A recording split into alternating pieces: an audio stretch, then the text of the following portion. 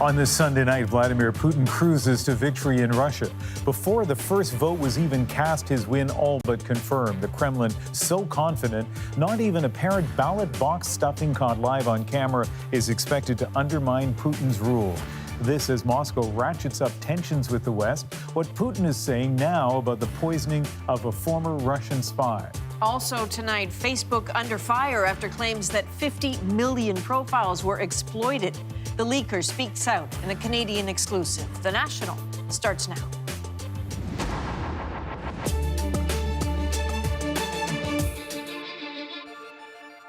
Vladimir Putin has renewed his vice-like grip on power, seizing a fourth term as Russia's president.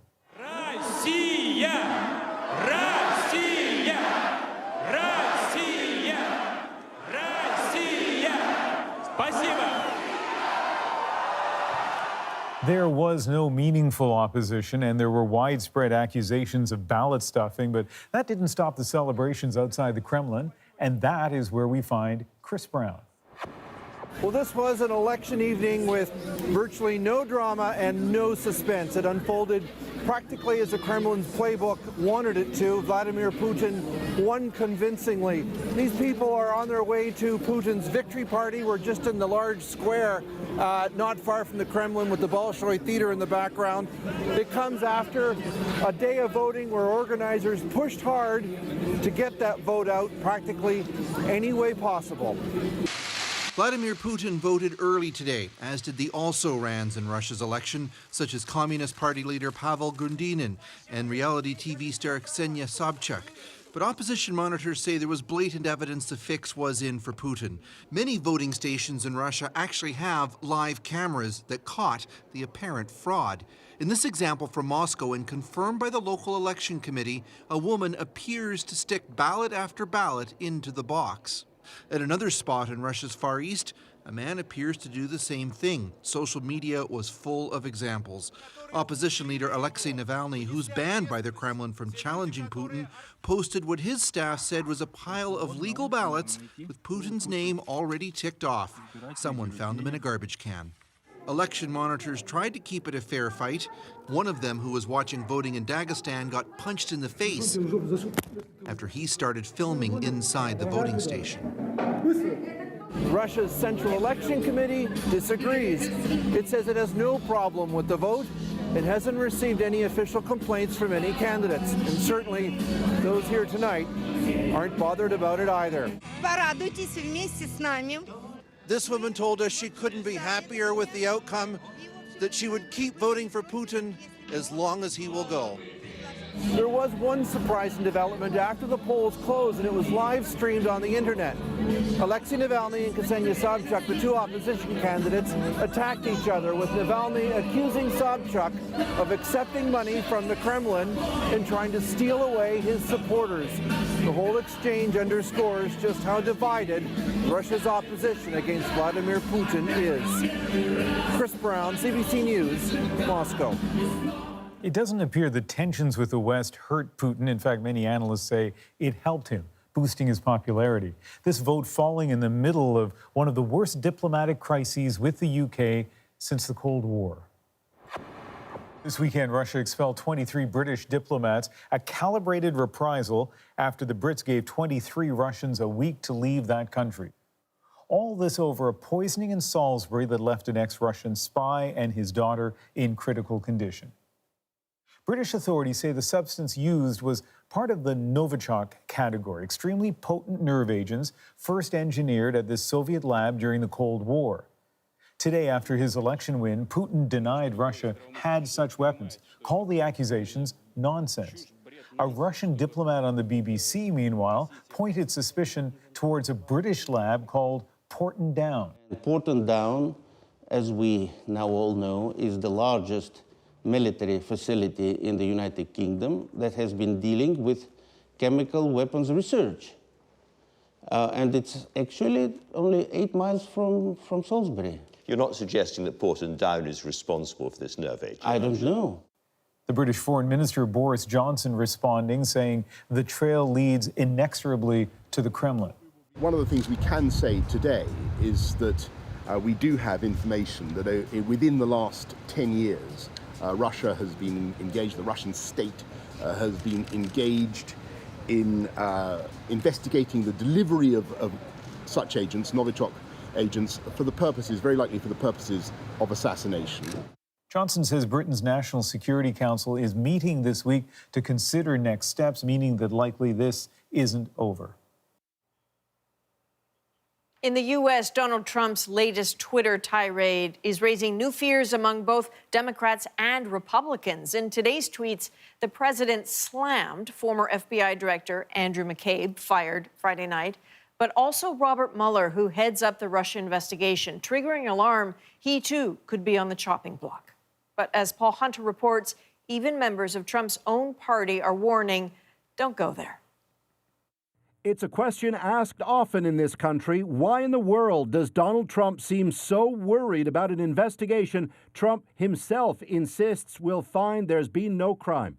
Now even some Republicans wonder. When you are innocent, if the allegation is collusion with the Russians and there is no evidence of that and you're innocent of that, act like it. On Robert Mueller, who's investigating whether the Trump campaign colluded with Russia to meddle in the 2016 election, Trump this weekend tweeted, "The Mueller probe should never have been started in that there was no collusion and there was no crime." It's the first time Trump has mentioned Mueller by name in a tweet, coming after Trump's own lawyer called for an end to the probe. It's left some believing Trump wants Mueller fired. Consider again Republican reaction. I think it's very important he be allowed to do his job without interference, and there are many Republicans who share my view. I'm just puzzled by why the White House is going so hard at this, other than they're very afraid of what might come out. If you've done nothing wrong, you should want the investigation to be as fulsome and thorough as possible. This after Friday's firing of Andrew McCabe, the former deputy director of the FBI, also part of the Russia investigation. On word, McCabe has now sent investigators notes of his conversations with Trump, tweeted the president, "I don't believe he made memos except to help his own agenda. Can we call them fake memos?" McCabe's lawyer counter-tweeted, "We will not be responding to each childish, defamatory, disgusting, and false tweet by the president. The whole truth will come out in due course." Want more? A tweet this weekend by former CIA Director John Brennan called Trump venal, corrupt, and disgraceful. Tonight, a lawyer for Trump says there are no plans to fire Mueller, but the question remains, will that change? Historically, Trump's embraced firestorms, and right now, say even Republicans, a firestorm looms. Paul Hunter, CBC News, Washington. Well, McCabe's firing and Trump's tweets triggered a swirling bonfire of speculation about firing Robert Mueller. The special counsel's investigation proceeds methodically, quietly, and with no sign of letting up. Last October, Mueller indicted Trump's former campaign manager, Paul Manafort, and Manafort's business partner on charges including conspiracy against the U.S. and money laundering. Mueller's team also revealed a campaign policy advisor pleaded guilty to lying to the FBI about Russian contacts. Then in December, former National Security Advisor Michael Flynn pleaded guilty to lying to the FBI about his contact with the Russian ambassador. Last month, indictments dropped against Russian nationals that detailed an elaborate operation to influence the 2016 election through social media.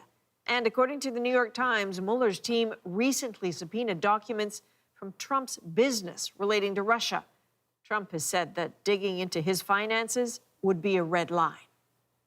There are multiple reports that Mueller is also looking into a data analysis firm known as Cambridge Analytica. Among the company's clients, the Trump campaign, the Brexit campaign in the UK. And right now, Cambridge Analytica is at the heart of a lot of controversy. The more you know about someone, the more you can align a campaign with their requirements or their wants and needs.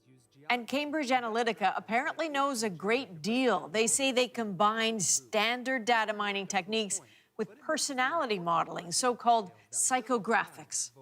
Then we add a unique extra layer of data about personality, decision-making, and motivation.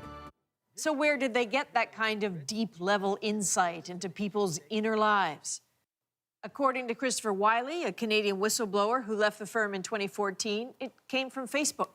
Tens of millions of profiles. He claims almost all of them harvested without the owner's knowledge. Our techniques are working across the globe, from local elections to the U.S. 2016 presidential race. Conservative pro-Trump mega-donor Rebecca Mercer sits on Cambridge's board. Trump strategist Steve Bannon was also a board member. Facebook data may have helped Trump win the White House. Cambridge Analytica denies it's misused that data. Facebook says it's suspending the company and is conducting a review, but it only informed the public about this on Friday as Wiley came forward with his story. In a Canadian exclusive, I spoke with Wiley earlier today. Chris, this all sounds pretty complicated. How did it actually work? What we did is we used applications that people would join. They would fill out psychological surveys, and then that app would then go and pull all of their Facebook data and relate how they answered the questions on the survey to their Facebook data. And from that, we were able to then make inferences or predictions about people who we haven't yet spoken to, but we have pulled their Facebook data. So it allowed us to profile upwards of 50 million Americans over the span of a couple months and understand not only their personality traits, but how they think and how they would likely react to different kinds of information.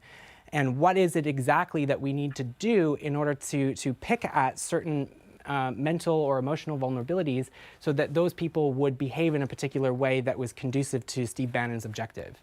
Just listening to you talk, I'm wondering if there's anything about this that you regret. I think the methods that Cambridge Analytica has used to, for example, harvest tens of millions of Facebook users' private information without consent is deeply problematic. I think that the algorithms that they've built in terms of psychological profiling, using that data, using that private data that was acquired without consent is problematic. But you've known some of this for a long time. Why come forward now? The difference for me is having watched 2016 roll out with Donald Trump's election and then, all of the rise of the alt-right. It really made me reflect on the impact that Cambridge Analytica has had, not just on the American political scene, but also around the world. And so I think that, I reflected on it, and I think, I said to myself, I need to speak out now because I've seen the impact that this company has had, and I think people should know about how it works. Are you afraid in any way right now? Speaking out against, one of the most powerful Republican billionaires, Robert Mercer, and Steve Bannon, and frankly, the entire alt-right, is intimidating. Speaking out against social media giants like Facebook is intimidating, particularly when they retaliate. When I come forward as a whistleblower, that's intimidating. But I think that it's important for people to know what this company does, its impact on American elections and elections around the world, and also more broadly, to hold social media companies like Facebook to account. I am accepting my share of responsibility in what happened with Cambridge Analytica, and I think that Facebook should also accept some share of responsibility as to what happened. Chris, appreciate your time. Thank you. Thank you for having me. And we should say, Ian, we haven't independently verified his claims. We are staying on the story, though. But first, let's have a look at that agonizing search of that little boy in Quebec. A search that is almost a week old now, and for the family of 10-year-old Ariel Kawaku, the agony of not knowing where he is has been complicated by the lack of any credible lead as to why he is still missing. There have been days of exhaustive searches for the Montreal boy, pleas from his devastated family. But as Simon Nakashny tells us, today support arrived from an unexpected source. The big black Bentley stood out against the modest houses on this quiet residential street.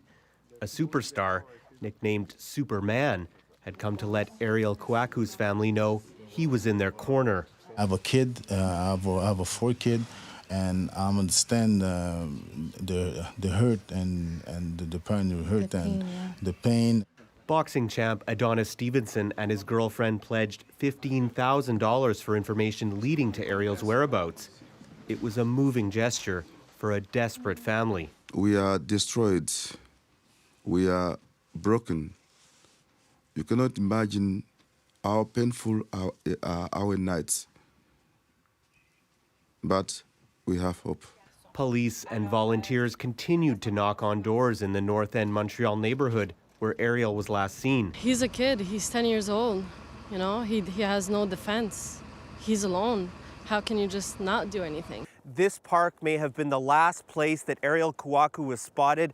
A woman told police she spoke with the boy here on Monday afternoon. It's just a short walk away from Kouakou's house and the nearby river. Now we have the SWAT team who's looking at the river, also to be able to make some dive probably in the next day. Police say they aren't favoring one explanation over another in the boy's disappearance, but his parents are convinced he was abducted. They point to security camera footage that shows Ariel turning to look back. They say it looks like he was being followed. As terrible as that theory may be, it offers his loved ones some hope that Ariel may still be alive. Simon Akineshny, CBC News, Montreal. Ahead tonight on The National, a warning tonight from a family hit with a surprise legal fee after they complained about their lawyer. We'll have that go public investigation. And with 3 gold medals in Pyeongchang and 13 in his career, Brian McKeever is now Canada's most decorated Paralympian.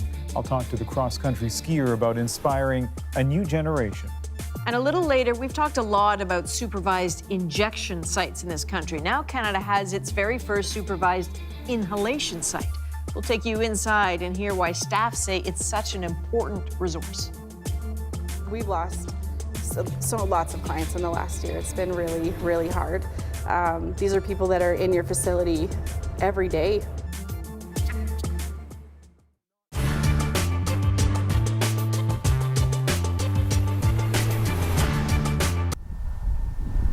The cradle of Canadian aviation looks pretty much as it did in 1909, when the Silver Dart flew over Badek Bay, the first heavier-than-air flight in the British Empire. The small group who made it happen included the inventive Alexander Graham Bell and a daring pilot named J.A.D. McCurdy. I made this little flight, about 60 feet high, 3/4 of a mile across the bay. As McCurdy flew, Alexander Graham Bell watched. Then he said, "Oh, my boy, this may have made history." An exact replica of the Silver Dart 95 years later. It's incredible. Jane Shapley, McCurdy's niece and a pilot herself, says her uncle knew he was part of something special. Remember, he was a protege of Alexander Graham Bell, so I'm sure he picked up understood the big picture from the very beginning, and understood that this was a breakthrough. That first flight was the liftoff for Canada's own aviation industry. An expansive, undeveloped country needed air travel, and so began the era of the bush pilots who opened up Canada's north. The Second World War accelerated aviation technology. Canada developed a fledgling airline industry, and by the 1950s, this country was on the cutting edge with such aircraft as the CF-100. We had a huge pool of engineering talent in this country, and a truly can-do attitude. The Canada of the 1950s in the aeronautical world didn't take a back seat to anybody at all. In the history of aviation in Canada, there is one development, one achievement that falls in the category of what might have been, the Avro Arrow. Canada was on the verge of being a global power in fighter aircraft, but the Arrow was expensive, and it was scrapped by Prime Minister Diefenbaker in 1959. You realize how ineffective it would have been. Still, Canada's aviation industry has never looked back. Bombardier is a global giant in regional aircraft. CAE is #1 in flight simulators. Canada's first astronaut, Marc Garneau, was the first non-American flight engineer on a space shuttle. And the Canada arm is an orbiting billboard for Canada's aerospace technology. Today, a multi-billion-dollar industry that owes a small debt to a few dreamers in Badek, Nova Scotia, nearly a century ago. Eric Sorensen, CBC News, Ottawa. There she goes! After a 2-hour wait, the rains finally subsided, and the replica flyer trundled down its runway, tantalizingly close to taking off before splashing into a mud puddle.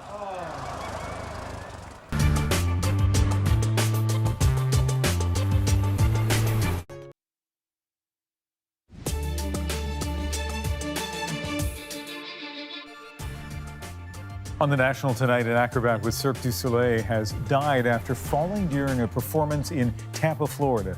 38-year-old Yann Arnaud plunged to the stage during an aerial act last night.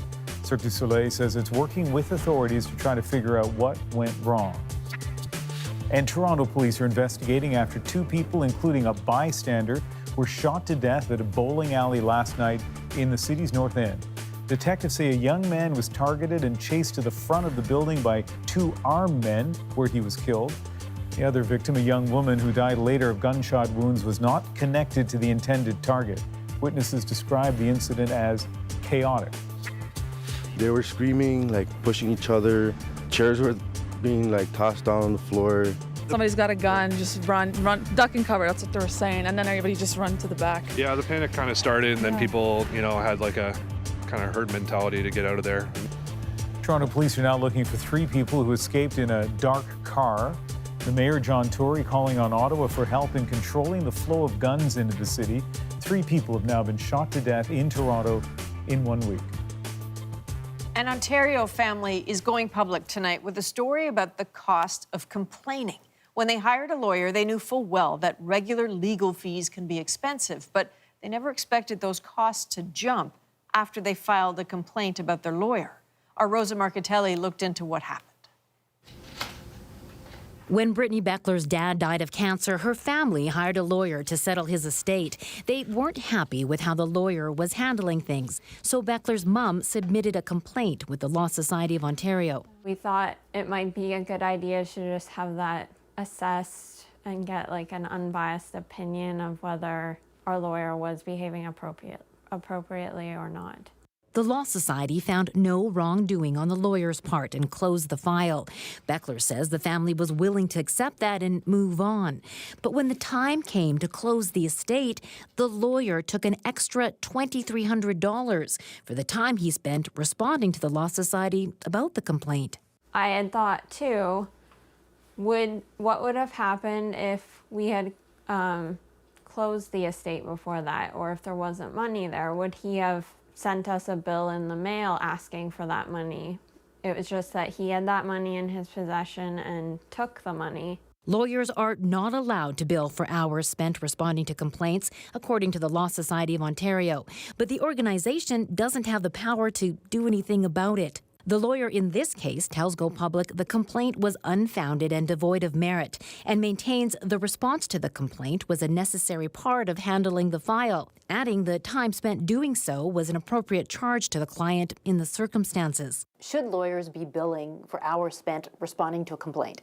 No, they absolutely should not be. Alice Woolley is an expert in legal ethics. Responding to a Law Society complaint is a matter between the lawyer and the regulator, and even if the client initiated the complaint, it's still not a service rendered for the client, and you cannot properly bill them for it. And do you feel like, does the merit of the complaint come into play here at all when it comes to billing for those hours? No. The Beckler family says they contacted Go Public to warn others what can happen. After learning of the extra fee, they went back to the Law Society to ask for help. And that's when they discovered fee disputes aren't something it deals with. Instead, legal bills are reviewed by an assessment office through the court system. But by that time, the family had missed the 30-day deadline. Rosa Marcatelli, CBC News, Calgary.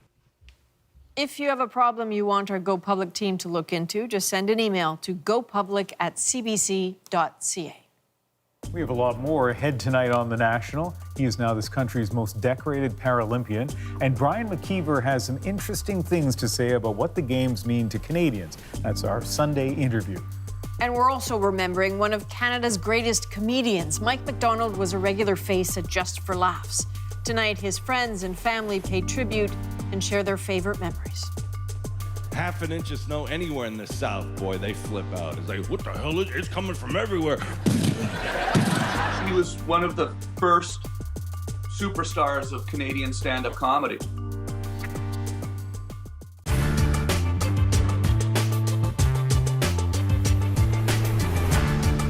Joining us now from her chambers at the British Columbia Supreme Court in Vancouver is Madam Justice Beverly McLaughlin. Good afternoon. Good afternoon. Congratulations. Thank you very much. You are very young to be appointed to the Supreme Court. I guess that's an occasion for a double congratulations. You'll probably be sitting on the bench for a long time at that level. What is it that you'd like to be remembered for at the end of it all, if you can look that far ahead now? Well, I suppose I'd like to be remembered as being a good judge, a judge who understood the problems that were put before her, who dealt with them in a clear and hopefully correct manner, and a judge who also showed an understanding of the sort of problems ordinary people face and well, let me interrupt you there, because is it true that the Supreme Court hears cases usually that have to do with ordinary people? My impression as an ordinary person is that the Supreme Court deals with things that are very legal, technical, arcane even. Well, the concepts may seem legal and technical and arcane, but I think the sorts of things the Supreme Court deals with are very much of great importance to ordinary people. Look at some of the recent decisions on abortion, signs in stores in Quebec, language rights, charter rights. I think a lot of these things impact very strongly on ordinary people, and very often the suits themselves are brought by ordinary people, but they have an impact that reaches far beyond the particular litigants in a particular case. So I do think that the court is very much concerned with the rights and liberties of ordinary people. Let me ask you if there's something on the agenda pending, a social issue, a legal problem that's likely to come before the Supreme Court that you hope does, something that you're dying to tackle at that level.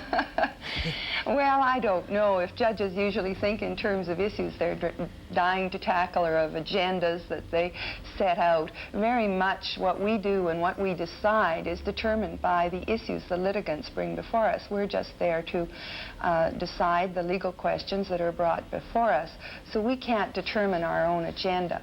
But it is obvious, having said that, that charter issues remain important. While there has been a great deal of work done by the Supreme Court to date in defining rights and freedoms under the Charter. There doubtless will be other issues which will come forward in the next few years, and those are very important.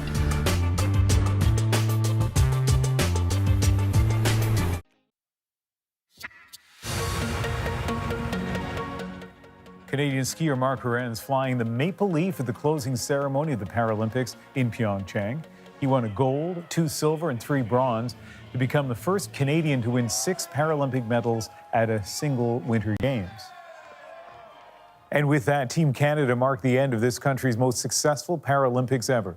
The team finishing second overall with 28 medals, 8 gold, 4 silver, and 16 bronze, exceeding Canada's previous record of 19 medals set in Vancouver in 2010. Most of those medals coming in ski events. 3.54 seconds. Jepson guarantees herself a medal. Alpine skier Molly Jepson won gold in the super combined standing event. These were her first games, but you wouldn't know it. The 18-year-old from BC also capturing a silver and 2 bronze. Quite brilliant ski there.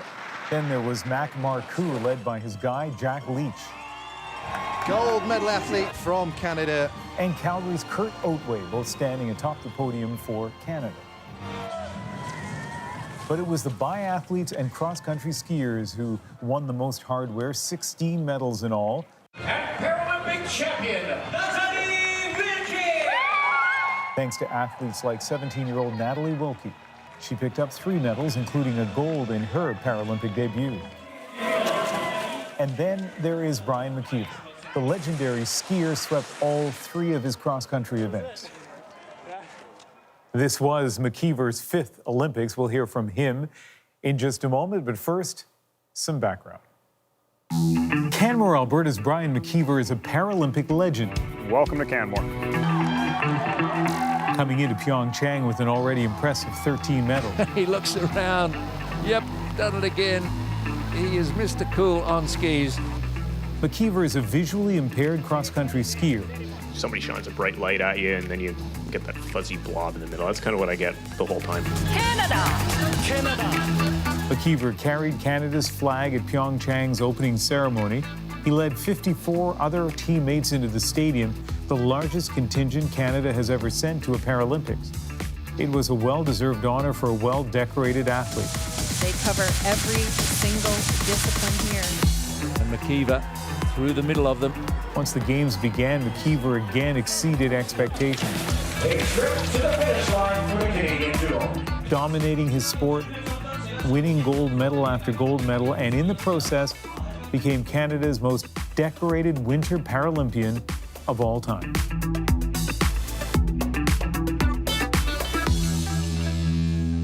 Brian, we know you've been very successful for a long time, including at these Paralympic Games. Your success shows, of course, you're very talented, you're very fit, but in terms of your disability, describe for us how it creates a challenge for you. Well, my disability is I have a loss of central vision, and it was a genetic thing in my family. My dad has it and my aunt has it, and it's a dominant gene, so there's a 50-50 chance of passing it on, and I won that lottery. So at about 18, I started losing my eyesight. And so for me, with a blind spot in the middle, whatever I look at disappears. So I'm using my peripheral vision to compensate for that. And so that means I have to kind of look around constantly to make sure that I'm not missing things. But even so, at high speeds, things approach really quickly. And if I have them caught in my blind spot, like let's say there's an athlete that's crashed in front of us, I might not see it until it's too late. And so that's where the guides come in our category to help me get around those obstacles. So the big challenge for us is finding guides that are fast enough to stay ahead for an entire race. I'm a little sensitive about asking this question because there you are at the top of your game, but you have been an athlete for a long, long time, and inevitably that means there comes a time when you have to step away from elite competition. You must have thought about that, and what do you think life is going to be like for you when you no longer can compete in the Paralympics? Well, I think I'm starting to trend in that direction, and that's a normal thing. I'm not done yet, but I've been saying that for the first time ever, I can't necessarily commit to 4 full years to the next games.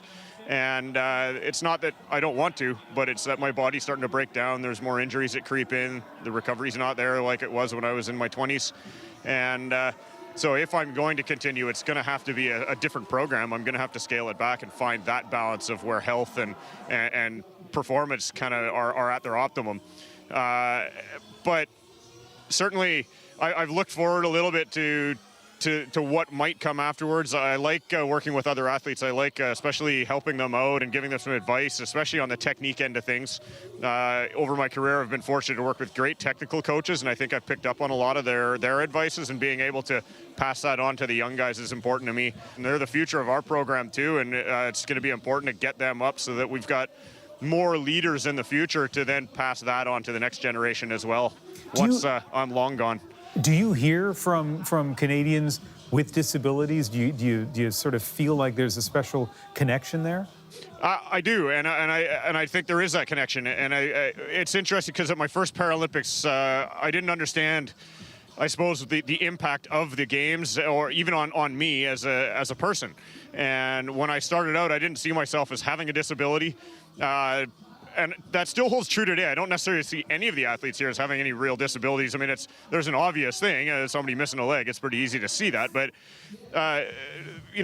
disability is just kind of a word, right? And what does that really mean? Yeah, we've got some limitations, but it doesn't make anybody any less of a person or any less able to accomplish what they want. But that first games was interesting because a good friend of mine from Germany, is a thalidomide baby, was born without arms, and he'd won the first biathlon, I'd won the first cross country, and he was jumping up and down and saying how impressed he was that I could do what I was doing on the ski course. And here I am thinking, well, here's a guy with no arms that thinks that my life is harder than his. It's a matter of perspective, and people have gone through such serious issues over their lives that, you know, accidents and crazy things. The stories that you hear from the Paralympians of how they've ended up where they are, a lot of times you have to laugh, because if you didn't laugh, you'd cry.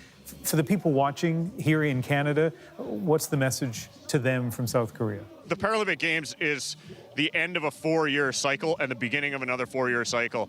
And this is the big goal, and this is what everybody has trained for. And so it ends up being a very emotional experience for most of the athletes that are here, and that they're just trying to showcase what they've done in 4 years and then look ahead for the next 4. So it's big chunks of time, big commitment, and these athletes are training at the exact same levels as their Olympic counterparts. And the only difference is there's a physical limitation here or there, but the level of athleticism here is the same. Well, you were chosen, as we said at the beginning, to carry the flag in to represent Canada, and as a sign of your leadership, and we certainly see that leadership here tonight. Brian, thank you very much. Thank you very much for having me on the show, and thanks for supporting the Paralympic Games. Ahead tonight on The National, we'll take you to one of the driest places on earth, the Middle East. You'll see how people there are being forced to put politics aside in the face of a major water crisis. This will start to build trust among parties, which we need. Part of the problem in the Middle East that we don't trust each other.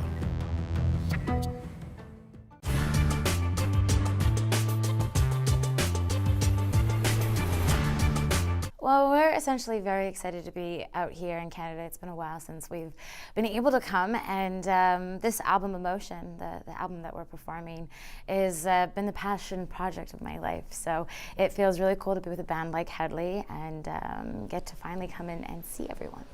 And speaking of Headley, will you be performing any songs together? It's so far not in the plan. We have known each other for years, though, just because of different award shows and different ceremonies where you kind of meet up and become casual friends. And we've definitely followed each other's career and are great supporters of one another. So I do my set and they do their set, and we kind of just celebrate and watch each other. You've mentioned you'll be showcasing songs from your album, Emotion, but a lot of fans will want to hear what's considered really in a lot of places around the world as the summer song of 2012.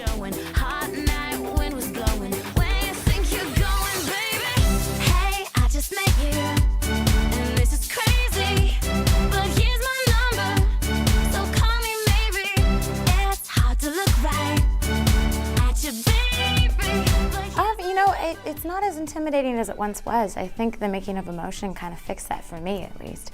It feels like it's a great moment in the set, and it's a celebration of sorts, but it doesn't feel like the highlight anymore, which is really relieving for me, to be honest. So you're going to be seeing a lot of the country on this tour, from Moncton to Toronto, from Dawson Creek to Vancouver. Are all of the stops places you've been to before? Well, actually, I did a fair amount of touring in Canada before anything kind of took off for me with different bands, whether it was Marianas Trench or the New Cities or even Hanson. So I have actually done the runs a few times, but this will be a different kind of tour just because, like I said, the material is something that I'm proud of in a different way than I've ever been proud of anything. And I feel a little bit more like I've kind of come into my own as an artist, so getting to see people and greet them with that confidence is something that I'm really excited and kind of dying to do.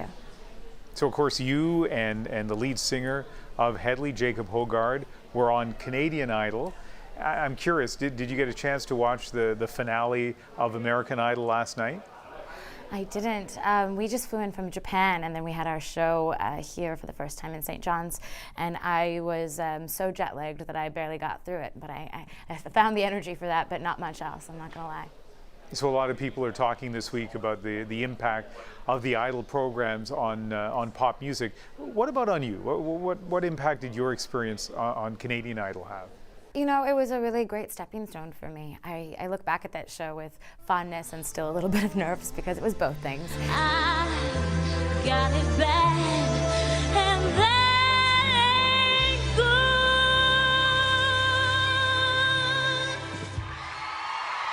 It was really wonderful and really terrifying, but I'm glad I did it all in all. I think that every sort of random adventure along the way helps to build your confidence and kind of changes the way you think about the whole game. And for me, it was a blessing and a kind of a blessing that I saw later on, that I had gotten as far as I had.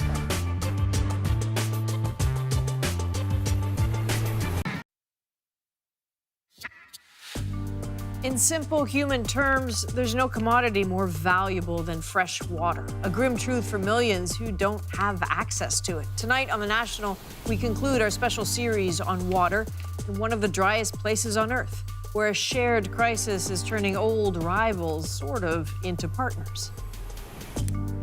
When it comes to water, Israelis, Jordanians, and the Palestinians are all facing the same dilemma. High demand, low supply. But as Derek Stoffel discovered, goodwill, technology, and trust could go a long way towards building water security. They come from around the world to immerse themselves in the waters of the Jordan River. This is where Christians believe Jesus was baptized. Along with the nearby Dead Sea, water is part of the history. It's symbolic here in the Holy Land. But there are looming concerns of a region-wide water crisis, particularly in Jordan, one of the driest countries on the planet.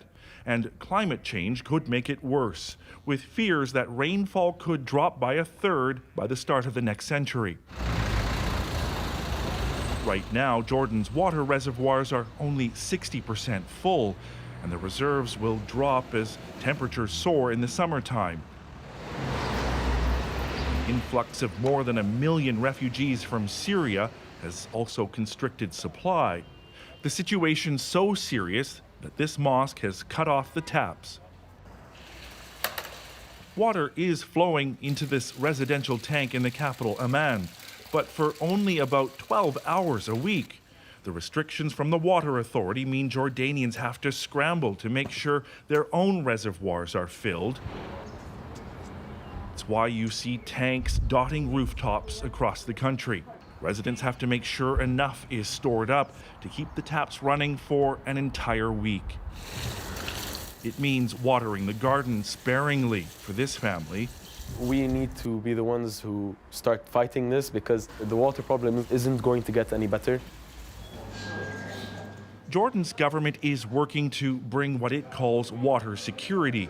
This is the Water Ministry's high-tech control room, where these workers keep watch around the clock to thwart water theft, a growing problem in Jordan. They also keep an eye on the Jordan Valley and water levels in both the Dead Sea and Red Sea, which are at the center of an ambitious water project.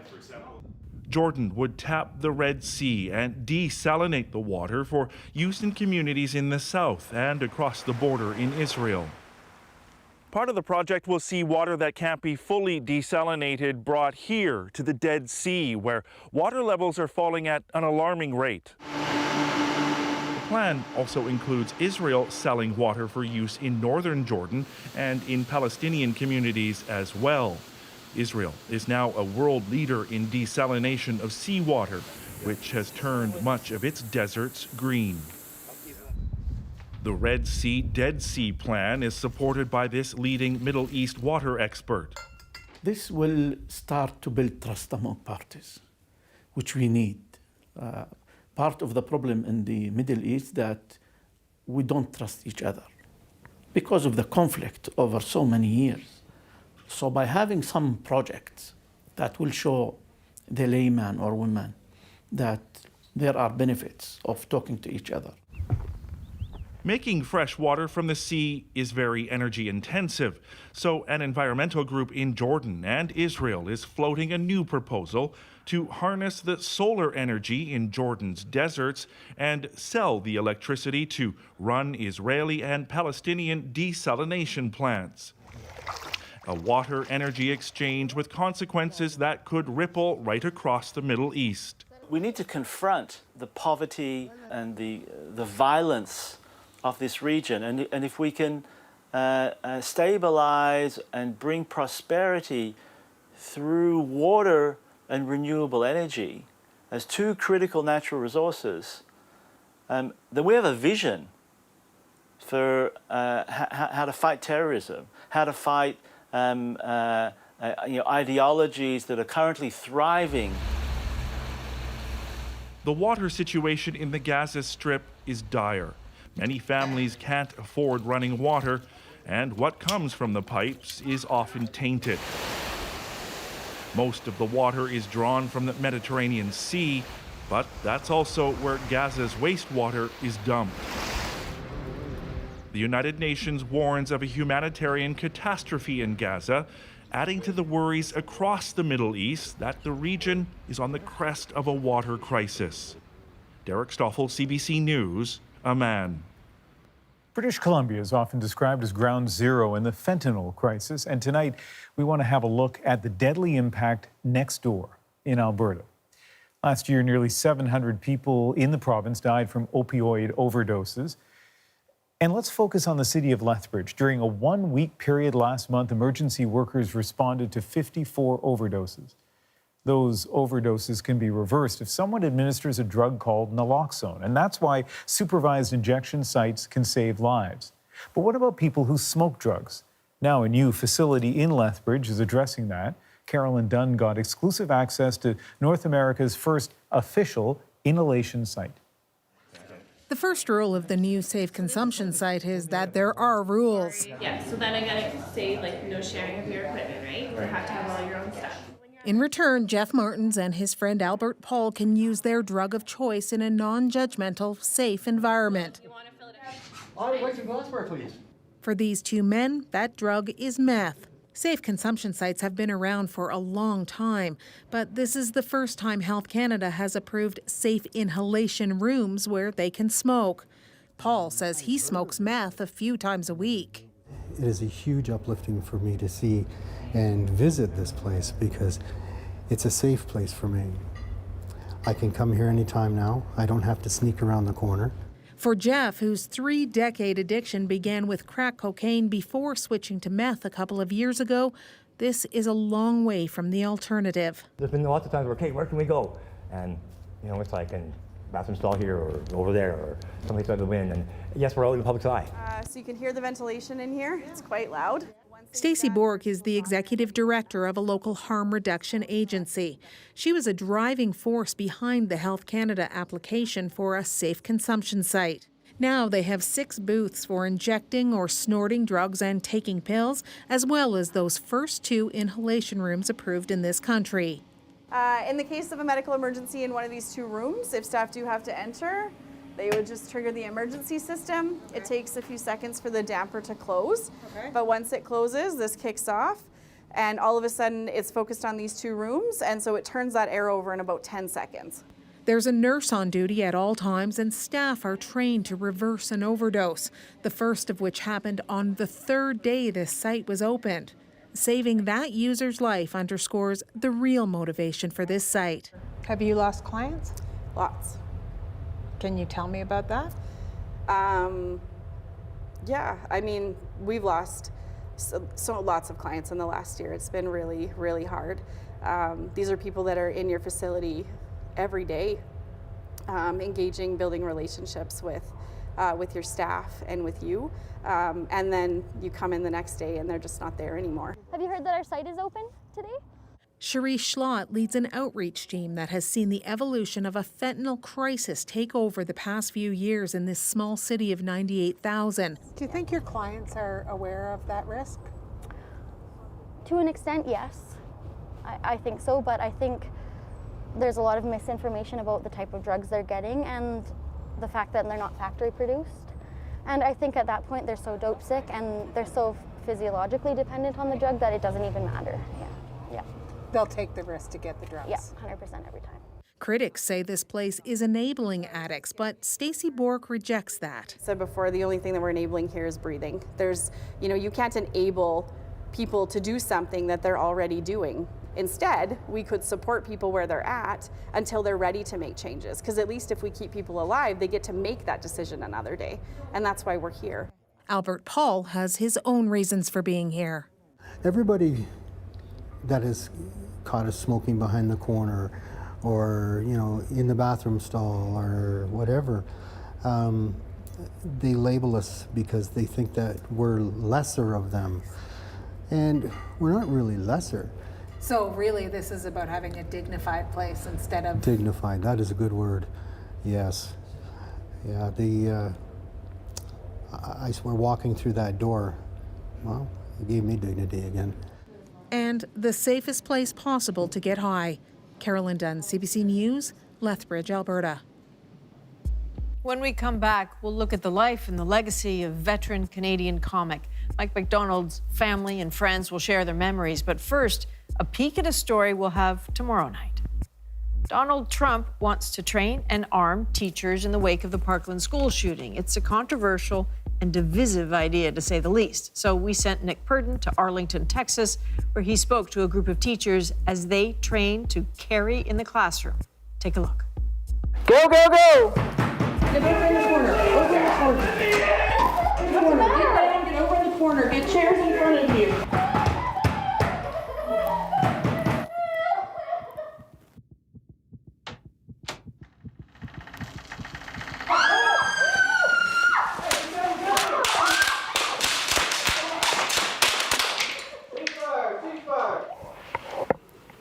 You ever been that stressed? No. How's your heart rate? Oh, it's really high. My hands are shaking, my heart's pounding. My voice is shaking, I can feel it.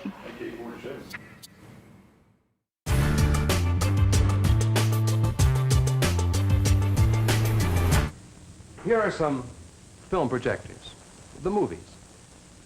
I wonder what it really means, though, to be able to flick a switch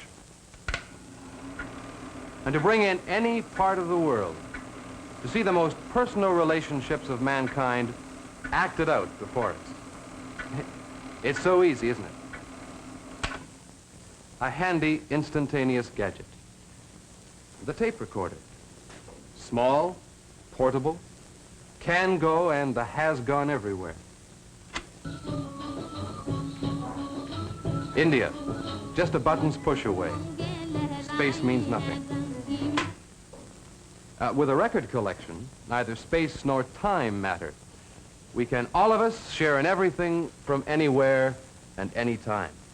Well, back to box day with the flick of a wrist. Fabian, Frankie Avalon, the voice of FDR, Petrushka, the music of Arabia, the sound of a sports car race in Florida. Even the most Puritan among us engages now each and every day in an absolute Roman carnival of the senses. There are new sights, new sounds, new fabrics, new textures. Well, we're all dedicated libertines. And radio. Well, we've heard the sound of symphonies, of riots, and of battles, and all without leaving the living room.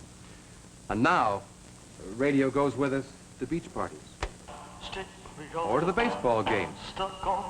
And each of us with our own private slice of the modern age. We're never out of touch. And television? Well, I wonder who really knows what it means to have pouring into our homes day after day the cowboys, the rock and roll singers, the statesmen, the philosophers, the whole debate of our modern world. Well, surely our sense of space, of time, of cause and effect must be changing. And our attitudes to life and love, to religion, politics, and leisure, what of them? Oh, I almost forgot. The telephone.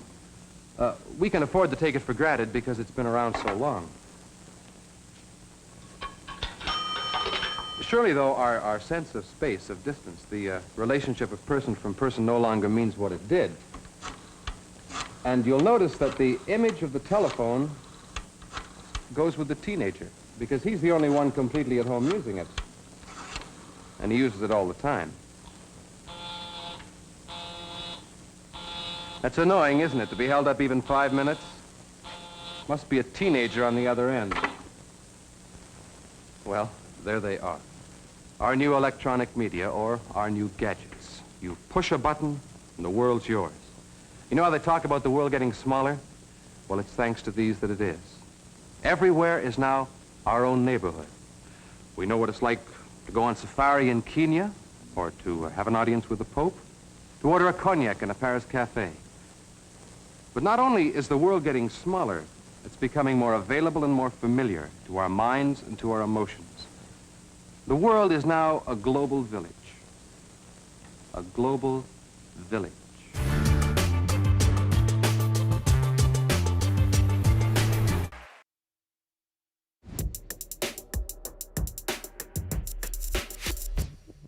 He is selfless, and he is heroic, and he is somebody who deserves to be released with all deliberate speed. That is former Canadian Justice Minister Irwin Cotler speaking about imprisoned Saudi writer and activist Raif Badawi.